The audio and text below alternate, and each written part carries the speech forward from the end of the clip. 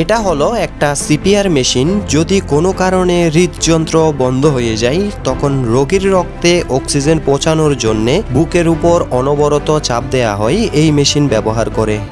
আচ্ছা ভাইয়া, এটার প্রাইসটা কত বলছিলেন? 10 লাখ টাকা। 10 লাখ টাকা। জি। এটা কি বাংলাদেশে বানানো নাকি আদার কোনো? না, এটা হচ্ছে আমল চায়না ব্র্যান্ড। আচ্ছা, চাইনার যে প্রোডাক্ট আসলে বাংলাদেশে কেমন রেসপন্স, এগুলো কি বিক্রি হয়?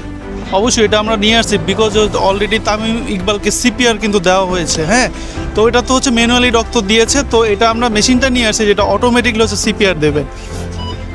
বাংলাদেশের মানুষদের জন্য একটু এক্সপেন্সিভ হয়ে যায় না আসলে প্রাইসটা, যেহেতু একটু হাই বা আদার? নিয়ে আসছি তো তো এটা যদি অন্য কোনো দেশের হতো, জাপান, কোরিয়া, সেক্ষেত্রে এটা অ্যারাউন্ড 20 লাখ 25 লাখ টাকা হইতো। আর এটা প্রতিবার সিপিআর দেওয়ার জন্য কেমন চার্জ করা লাগে একজন রোগীকে?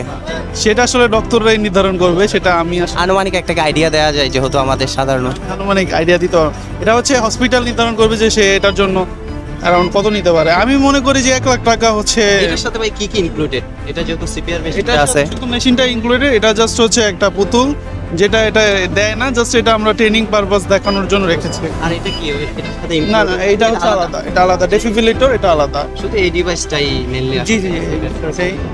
আর এখানে যে কয়টা প্রোডাক্ট আছে সবগুলো হচ্ছে লাইফ সেভিং প্রোডাক্ট। যেমন এটা হচ্ছে আপনার সিপিআর, এটা হচ্ছে ডেফিব্রিলেটর যেটা শক দেয় আর কি।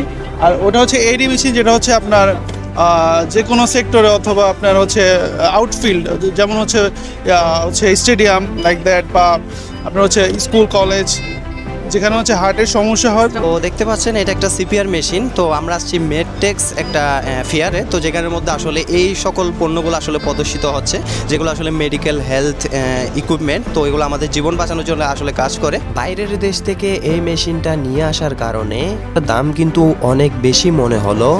বাংলাদেশি উদ্ভাবকরা যদি এই ধরনের মেশিনগুলা নিয়ে কাজ করে তাহলে কিন্তু খুব স্বল্প মূল্যে এই মেশিনগুলা তৈরি করা যাবে এবং সাধারণ মানুষের দোরগোড়ায় পৌঁছে দেওয়া যাবে।